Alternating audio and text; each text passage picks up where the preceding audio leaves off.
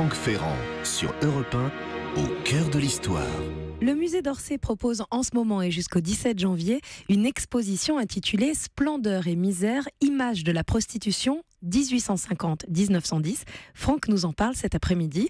Bonjour Franck. Bonjour Anissa, bonjour à tous. L'une des commissaires de l'exposition est avec nous dans ce studio, ainsi qu'une historienne des mœurs. Nous allons parler des maisons closes de la Belle Époque, au sens large, après que je vous aurai raconté une histoire de prostitution qui se situe un peu plus près de nous, dans les années 1930. Et tout à l'heure, à la fin de l'émission, Franck vous répondra à la question de Jean sur l'origine du mot bordel. Mais je vous trouve bien mal embouché cet après-midi. C'est vendredi. C'est ça, vous allez perdre votre voix si ça continue. Oui. Mais la question est intéressante. Le grand témoin que je vais convoquer dans un instant employait des mots plus argotiques.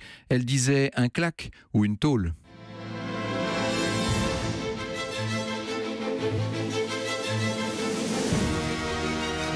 Europe 1, au cœur de l'histoire. Franck Ferrand.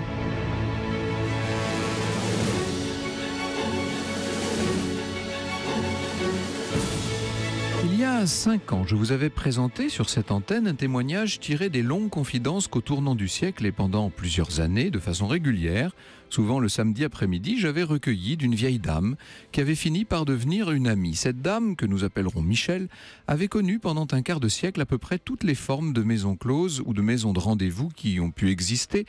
Ces souvenirs, que j'écrirai peut-être un jour si le temps m'est donné, ces souvenirs couvrent l'histoire de la prostitution des années 20 aux années 50. Nous sommes là dans la période qui suit celle évoquée par l'exposition du musée d'Orsay. Nous y viendrons tout à l'heure, bien entendu. Je vous emmène dans le Paris des années 1930, début des années 30, celui des grands boulevards et des films de Marcel Carné, le Paris de Mistinguett et de Sacha Guitry, mais aussi un Paris moins brillant, celui où grenouillent toutes sortes de marlous, de macs et d'entrelardés, comme on dit dans le milieu, pour désigner ceux qui ne sont pas vraiment du bâtiment. C'est sur fond de terrain vague et de vieilles réclames pour du beau, du bon, du bonnet qu'il faut imaginer la petite Michel livrée à elle-même. À 16 ans, elle est une jeune fille sans histoire, ou en tout cas, pour être juste, sans trop d'histoire. Pour tout dire, elle a quitté, voilà quelques mois, le modeste foyer parental après la mort de son père. Elle a un peu traîné à droite et à gauche, elle a vécu chez une amie, connu la grande précarité des adolescents en rupture de famille. Pour obtenir l'émancipation légale, et je précise que ça n'était vraiment que dans ce but, elle a épousé le premier venu, un coureur cycliste au chômage. Elle s'est empressée de divorcer et maintenant elle vit en banlieue parisienne comme ouvrière dans une fabrique de piles électriques. Tout un climat, toute une époque. Le seul divertissement de la jeune Michel, c'est le bal. Le bal, grande affaire de la jeunesse de ces années 30. La gamine sort souvent. Or, à Paris, dans ces années-là, certains bals ont très mauvaise réputation. L'As de pique ou la boule rouge sont de ceux-là, mais aussi le chat qui miaule, où Michel se rend régulièrement depuis quelques semaines. Les hommes qui fréquentent le chat qui miaule ont 30 ou 35 ans, complet et chapeau d'alpaga, le diam au doigt, de quoi fasciner Michel. Le soir, elle vient là, elle regarde, elle repère. Et ce soir-là, elle repère un homme qui a de la classe, comme elle le dira. Il est seul à sa table, elle ne le quitte pas des yeux, jusqu'à ce qu'il l'invite à danser, en sifflant, comme ça se fait ici. Il s'appelle Paul. Michel n'est pas déçu, son cavalier l'entraîne dans plusieurs javas endiablés. Désormais, la jeune femme est comme magnétisée. Et plusieurs soirs de suite, elle va faire son possible pour séduire Paul.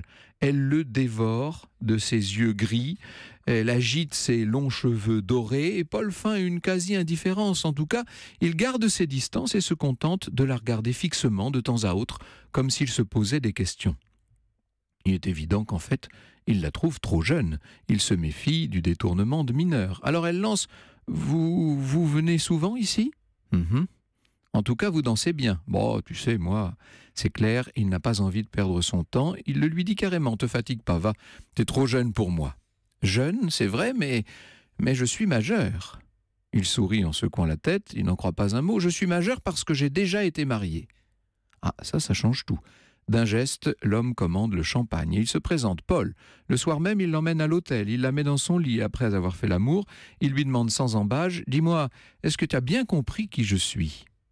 Michel reste muette. « Tu sais que j'ai des femmes, oui. Ces femmes, elles travaillent pour moi, tu me suis ?» Oui. Michel n'a pas dit non. C'est comme si elle avait véritablement décidé de changer de vie. À 17 ans, elle pense avoir trouvé l'homme qui va diriger son existence. Le reste a peu d'importance à ses yeux. Elle fera ce qu'on lui dit de faire. Le fameux Paul l'emmène alors avec lui à Saint-Germain-en-Laye pour la placer dans une maison dont la tenancière les accueille avec un air vaguement amusé. « Je vous présente ma femme, dit-il, elle débutera chez vous. » Sa femme, Michel en est sûr, elle a tiré le bon numéro. Ce n'est pas la sous-maîtresse qui va la détromper, elle va au contraire lui apprendre le métier. « Il faut que tu fasses honneur à ton homme, lui dit-elle. Tu sais que tu es sa 11e femme. » Ça ne fait rien, se dit Michel, au contraire. Elle est honorée que son homme ait beaucoup de femmes. Cela prouve qu'il est un vrai caïd. Elle est débutante, elle doit donc tout apprendre du métier. La patronne un jour l'accompagne à la préfecture de police, service des mœurs, pour la faire inscrire sur le fichier des filles soumises. Quand une femme arrive ainsi dans une maison, elle fait ce qu'on appelle sa nouveauté. La plupart des clients habitués veulent monter avec elle. Or, Michel se montre consciencieuse dans son travail. Son but est de rapporter beaucoup d'argent à son homme. Un soir, la patronne la regarde d'un air curieux et lâche. « Tu sais, s'il t'arrive quoi que ce soit, tu seras toujours bienvenue ici. » « Pourquoi est-ce qu'elle me dit ça ?» se demande Michel. Elle ne va pas tarder à le comprendre. Franck Ferrand, 14h, 15h sur Europe 1. À l'occasion de l'exposition à voir en ce moment au musée d'Orsay consacrée à la prostitution, Franck Ferrand, vous nous proposez cet après-midi le portrait de Michel, jeune prostituée de 17 ans à Paris. On me dit que ton apprentissage est terminé, c'est vrai ? Paul est de retour à Saint-Germain-en-Laye. Il y a quelques semaines qui se sont passées entre les deux, bien entendu. Je crois que je sais me débrouiller, répond Michel. Alors tu peux venir avec moi à Paris. Le cœur de Michel fait des bonds. Son homme ajoute « Tu pourrais essayer le dehors, non ? Tu irais avec Mado ?» Oui. C'est pas difficile, tu sais, tu marches tranquillement sur le trottoir, les clients tu les regardes bien en face, ça suffit. Tu n'as même rien à dire. Michel pâlit, elle se dit qu'elle n'y arrivera pas. Elle le sent, elle le sait, et de fait, elle se révèle très mauvaise dans son nouvel emploi. Un soir, depuis la terrasse de café où il est attablé, Paul lui fait signe d'approcher. Il est avec 3 amis, et Michel les salue, un peu intimidée. Elle est persuadée qu'on va lui reprocher de ne pas faire de clients, au lieu de quoi elle entend ces mots magiques. « Messieurs, je vous présente ma femme. » Pour Michel, c'est l'extase. Le moindre mot de la part de son homme la transporte. Il se tourne vers elle et lui demande « Tu voudrais pas aller danser ? Cette fois, c'est trop beau. » Et au milieu d'un tango, il lui glisse à l'oreille « Je vais acheter un bar en Afrique du Nord. Si tu veux, je t'emmène. » Michel manque un pas ou deux, elle croit rêver. Lui reprend « Tu commences à travailler un petit peu là-bas, 1 ou 2 ans, et après... » Il regarde par terre. Après, on s'installe. On s'installe. Michel n'en croit pas ses oreilles. Son homme a 11 femmes et c'est elle qui l'a choisi pour se retirer des affaires. Dans les jours qui suivent, le voyage est arrangé. Les choses ont l'air de se faire d'elles-mêmes, comme par enchantement. Seulement voilà, la veille du départ, Paul reçoit un pneumatique. Sa mère a fait une attaque. Il doit se rendre à son chevet. Ça tombe mal, et d'autant plus que la cabine sur le bateau est déjà réservée. Le mieux, explique-t-il à Michel, c'est que tu partes avant moi. Je te rejoindrai à Constantine dans 2 ou 3 jours. Et pour la rassurer, il ajoute « Des amis à moi t'attendront sur le quai à Beaune. Tu verras, ils sont un petit peu spéciaux, mais ce sont de braves types. » Michel hésite un peu. Partir seul ne l'engendre vraiment pas. Mais puisque Paul doit la rejoindre dans 48 heures, elle accepte.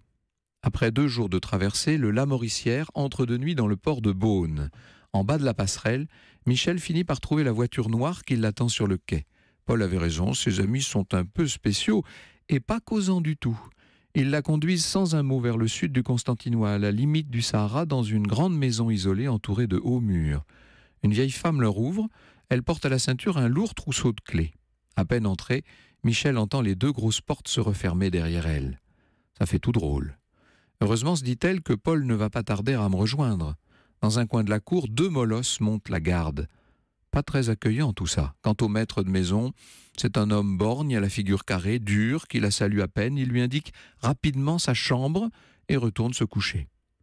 Le lendemain matin, la mauvaise impression se confirme. Cette maison n'inspire décidément pas confiance. Dans la grande pièce du bas, toute carrelée, les tables et les chaises sont rivées au sol, comme si l'on redoutait des bagarres.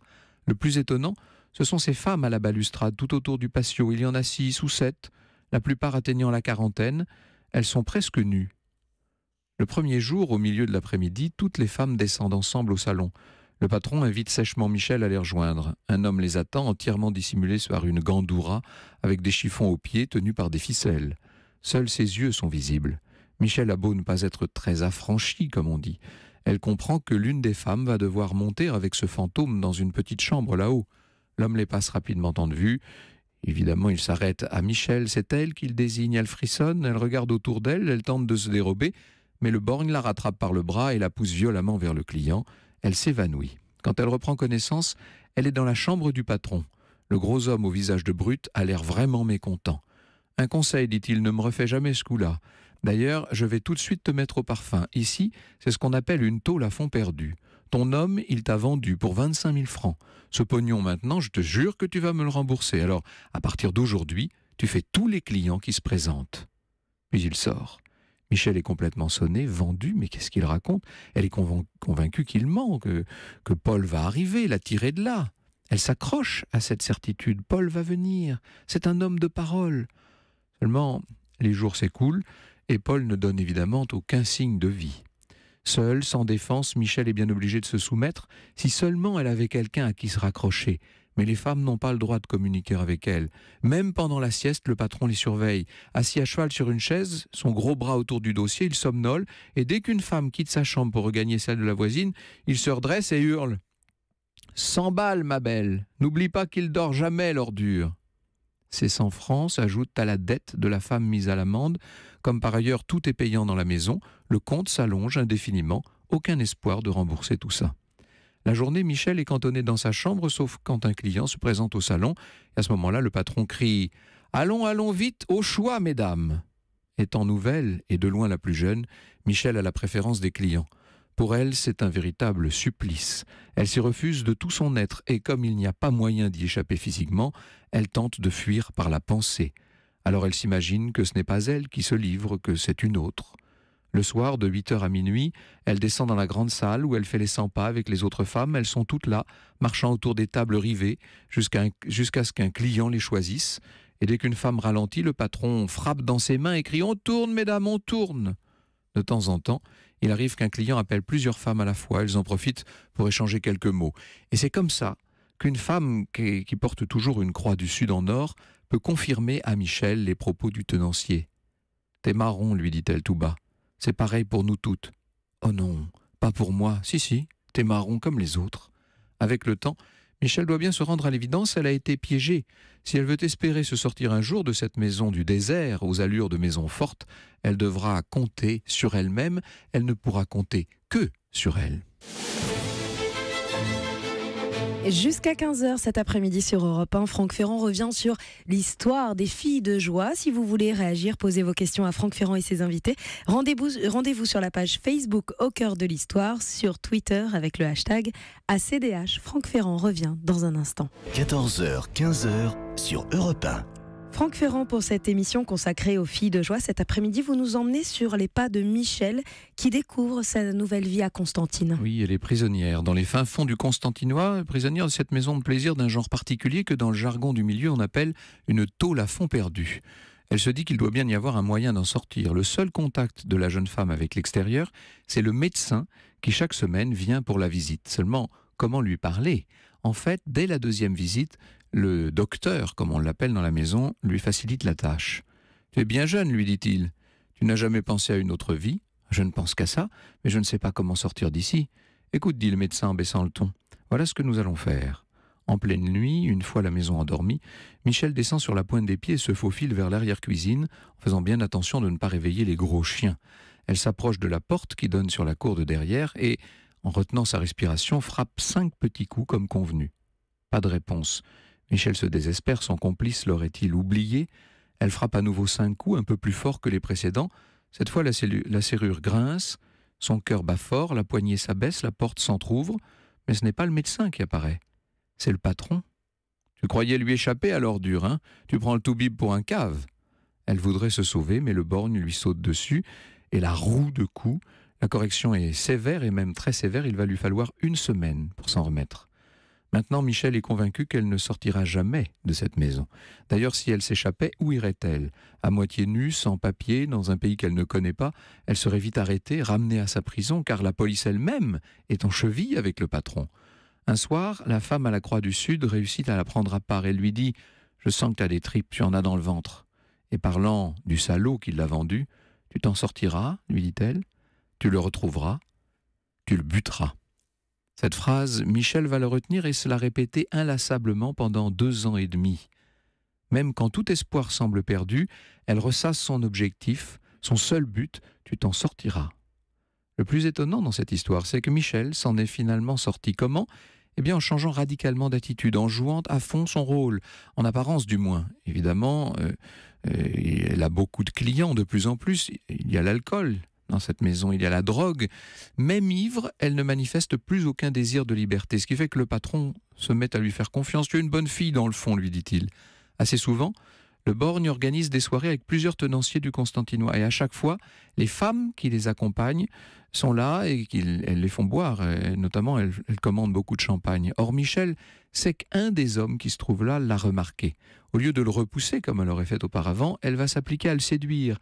Elle n'hésite pas à minauder quand il faut. Et un soir, le patron lui annonce, en désignant l'homme en question, « Tu vois ce monsieur ?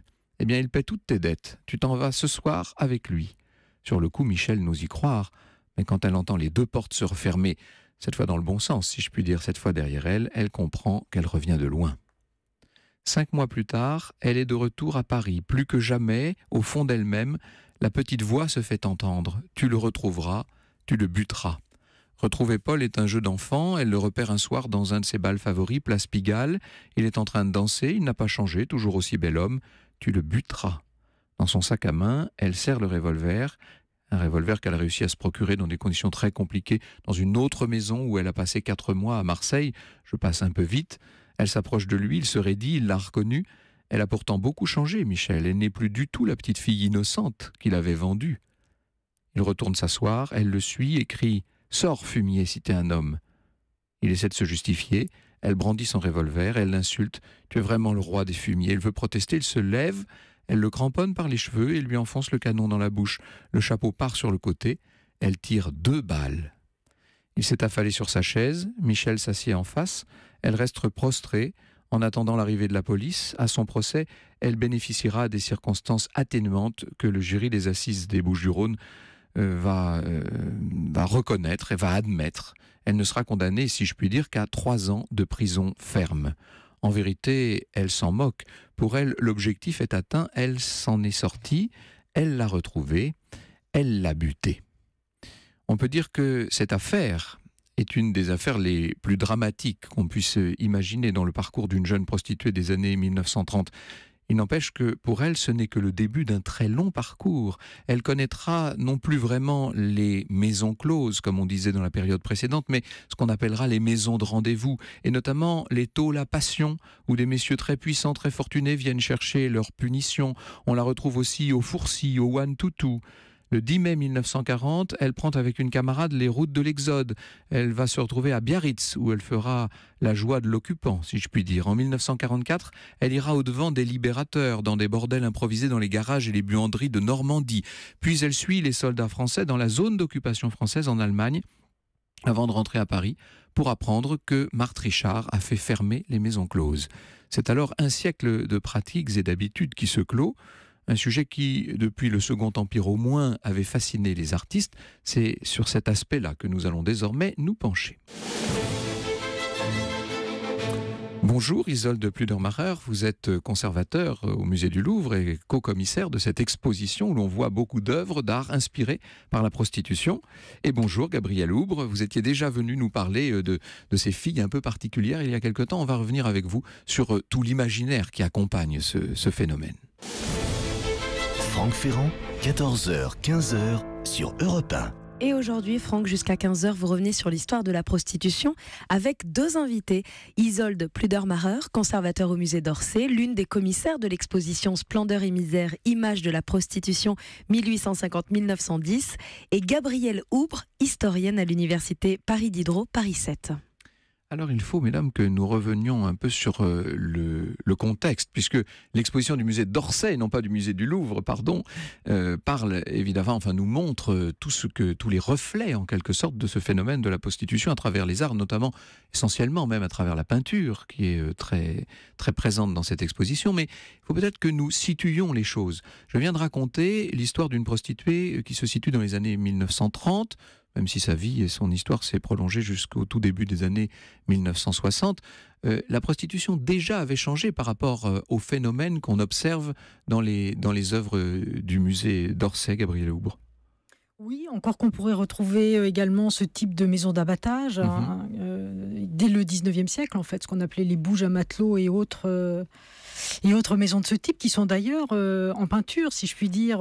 Isolde vous en parlera mieux que moi. Est-ce qu'on peut dire que la prostitution s'institutionnalise d'une certaine manière au 19e siècle? Parce qu'on dit toujours c'est le plus vieux métier du monde et on aurait pu faire une émission sur des siècles et des siècles de prostitution. On a l'impression que ça devient quasiment un phénomène socio-culturel au milieu du 19e siècle. La prostitution fascine, ça c'est certain. Elle fascine les artistes, les écrivains, les peintres, les photographes.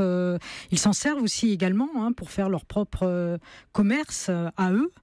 Mais c'est surtout que le 19e siècle est le grand siècle du réglementarisme, qui est quand même une particularité tout à fait française et qui a d'ailleurs été exportée vers l'Angleterre. Qu'est-ce que vous appelez le réglementarisme? C'est-à-dire une forme de bureaucratie de la chose? Il y a un petit peu de ça, et effectivement, vous avez raison. En fait, c'est le système que l'État a mis en place à partir du consulat essentiellement, qui permettait en fait un contrôle assez poussé des prostituées, avec en particulier comme pierre angulaire la maison close, qui permettait évidemment d'avoir un regard très affûté de la part des policiers sur ces femmes, et puis également l'encartage, si je puis dire, des femmes qui travaillent dans la rue.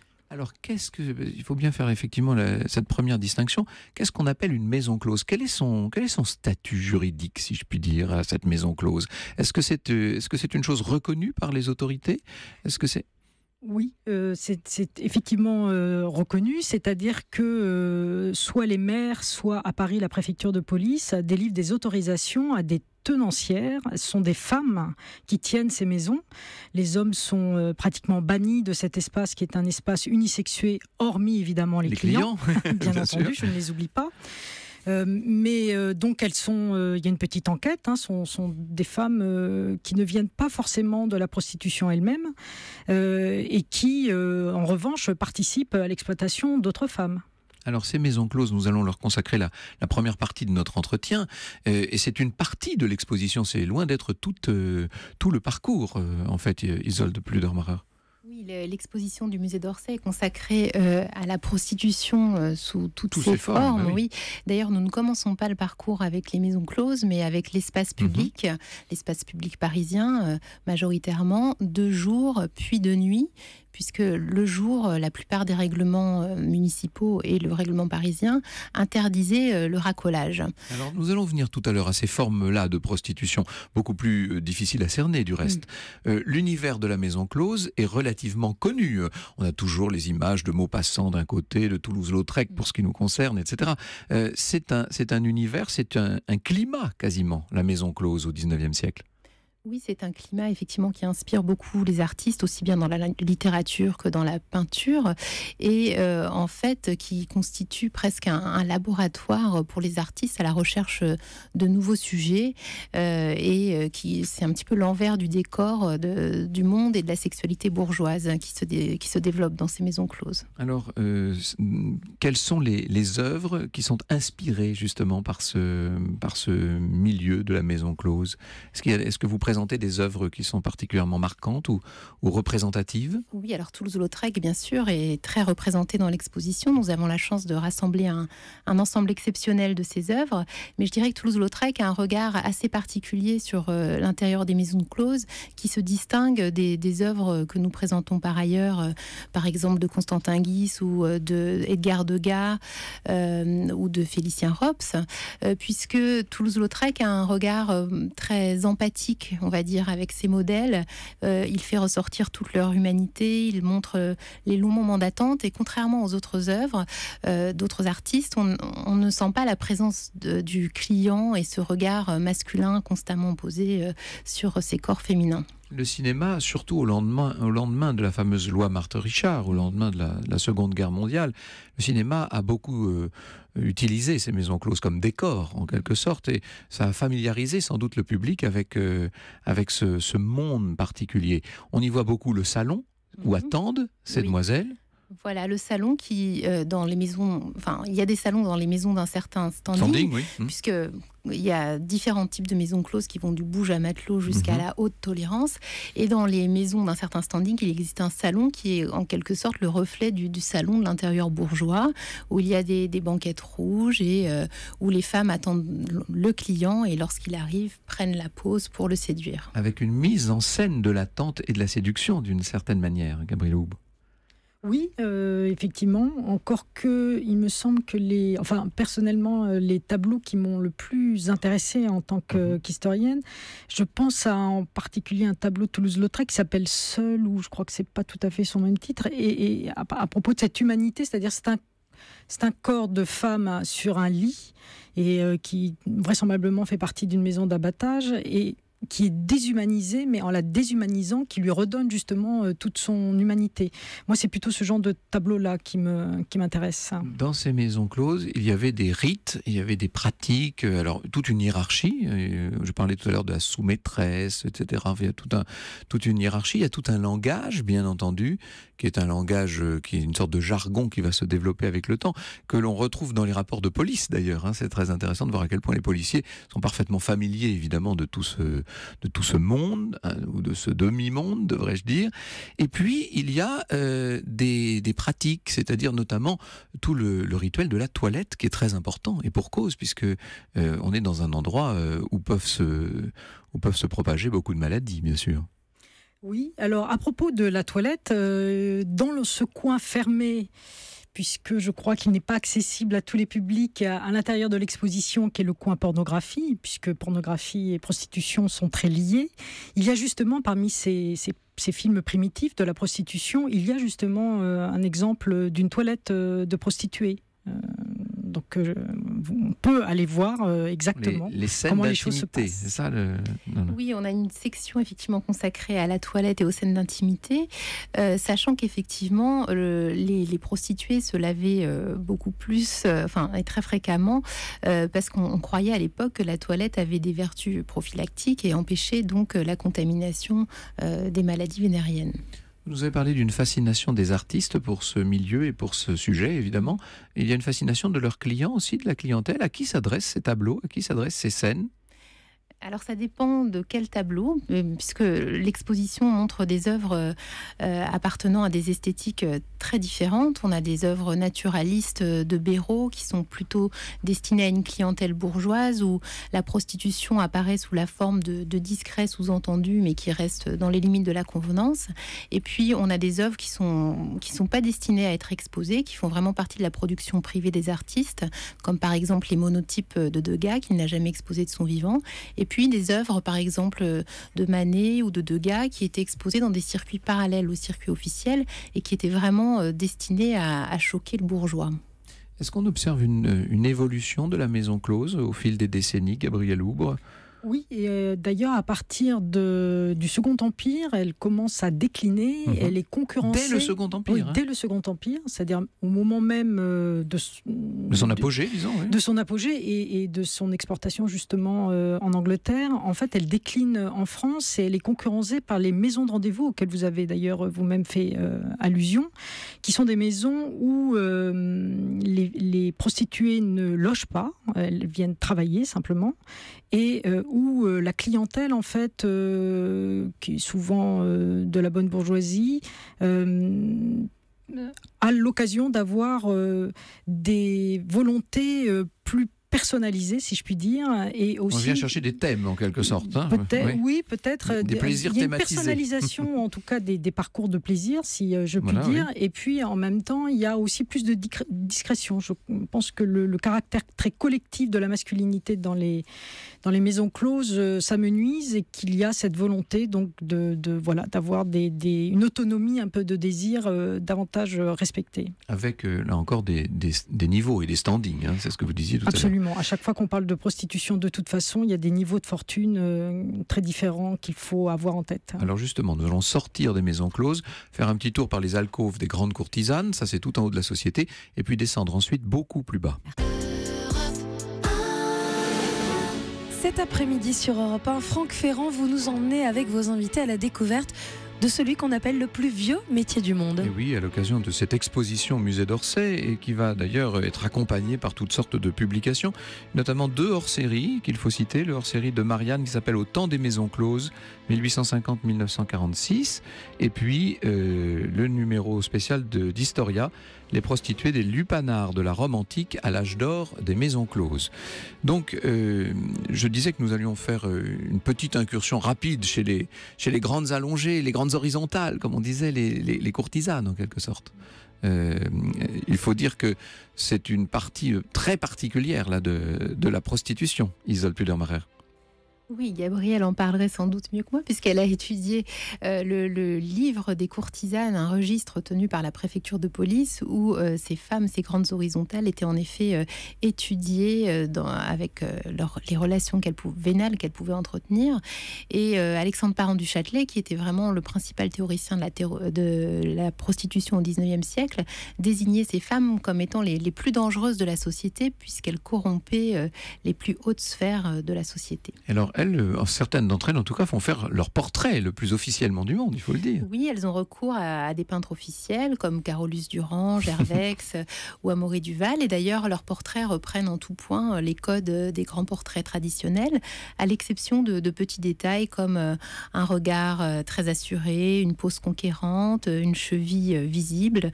Autant de choses que l'on ne verrait pas dans un portrait officiel, justement. Pour le peintre, c'est une licence supplémentaire, sans doute, et c'est l'occasion de traduire sans doute toutes sortes de fantasmes. Oui, c'est aussi comme ces portraits étaient montrés au salon officiel, donc visibles par un grand public, c'était une manière aussi pour ces artistes de se faire connaître, puisque ces courtisanes étaient extrêmement célèbres, c'était l'équivalent des stars d'aujourd'hui, leurs moindres faits et gestes étaient rapportés dans la presse. Du coup, par ces portraits de femmes célèbres, les artistes qui les peignaient gagnaient aussi en célébrité. Alors, au-delà de ces courtisanes, disons, il y a 2 types de prostituées. Il faut bien expliquer. Tout à l'heure, j'ai parlé de filles soumises. Lorsque mon personnage, là, Michel, mon témoin, était allé se faire inscrire au registre de la préfecture, justement.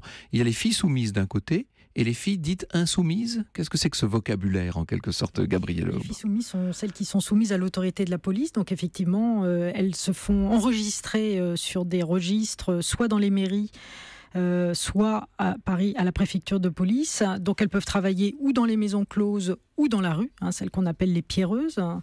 Et puis vous avez donc les autres, qui sont les clandestines, dont les hautes courtisanes sont des clandestines de notoriété publique, c'est parce qu'en fait tout le monde les connaît bien évidemment. Et ces femmes travaillent par elles-mêmes et ne se sont pas enregistrées auprès de la police, et ce qui leur permet d'éviter en particulier les très redoutées visites du service médical, ah oui. À Saint-Lazare en particulier, au dispensaire de médecine, parce que c'était une épreuve quand même que cet examen gynécologique qui était extrêmement brutal et que et même humiliant, volontairement d'ailleurs, sans doute. Ou pas, ça devait dépendre des médecins, j'imagine, mais certainement souvent, et en tout cas très brutal, ça, assurément. Donc ça leur permettait d'éviter ça et de travailler. Alors dans ce monde des clandestines, qui sont beaucoup plus nombreuses, il faut insister là-dessus, que les femmes soumises, dans ce monde, il y a encore une fois des degrés de fortune extrêmement différenciés, et donc ça va de ces très hautes courtisanes jusqu'à vraiment la femme qui se prostitue pour très peu de choses et qui essaie juste de survivre. Alors cette prostitution sur le trottoir, si je puis dire, on la voit naître très tôt, elle existe au 19e siècle? Oui, au 19e siècle, oui. Au 19e siècle, oui. On la voit constamment, disons. Oui. Bien avant, bien sûr. Elle est toujours là. Je ne pense pas qu'il y ait spécialement de dégradation des conditions de travail. Alors, il faut peut-être insister sur le fait que la plupart du temps, c'est en fait un type de prostitution, du moins chez les clandestines, temporaire, occasionnelle. Souvent, ce sont des femmes qui peuvent avoir déjà un métier, un état, qui simplement ont du mal, pour un tas de raisons, à joindre les deux bouts, comme on dit, et qui ont donc recours à une activité supplémentaire de façon à pouvoir nourrir leur famille, leurs enfants. Quasi contingente, en fait. Presque. Est-ce qu'on peut établir donc le rapport de proportion entre les soumises et les insoumises, d'une certaine manière? Une soumise pour 7 insoumises. Oui, donc 7 insoumises. C'est-à-dire que c'est un phénomène beaucoup plus massif, en quelque sorte. Absolument. Oui. Et est-ce que ça a autant inspiré les artistes, cette prostitution sauvage, d'une certaine manière? Isolde Pludor-Marin. Oui, parce que dans l'espace public, dans la rue, durant la journée, se confondaient femmes dites honnêtes et prostituées en carte ou bien prostituées insoumises. Donc ces équivoques ont particulièrement inspiré les artistes et les prostituées se signalaient par des signes plus ou moins discrets, comme par exemple un relevé de jupon ou une tenue particulièrement recherchée. Et ce sont autant d'éléments qui ont fourni une inspiration particulière aux artistes. Merci beaucoup. L'exposition est jusqu'au 17 janvier au musée d'Orsay. Oui. Donc, ça s'appelle Splendeur et misère, images de la prostitution. Il y a un très beau catalogue que j'ai là sous les yeux. Et puis, donc, un certain nombre de numéros spéciaux. Je signale d'ailleurs que vous avez participé au catalogue, Gabrielle Houbre. Participé au catalogue et avec Isolde et Marie-Robert, nous avons aussi publié un collectif autour de prostitution avec un S, des représentations aveuglantes. Exactement, en coédition Musée d'Orsay et Flammarion, justement sur ce thème de la représentation de la prostitution. Merci beaucoup à toutes deux.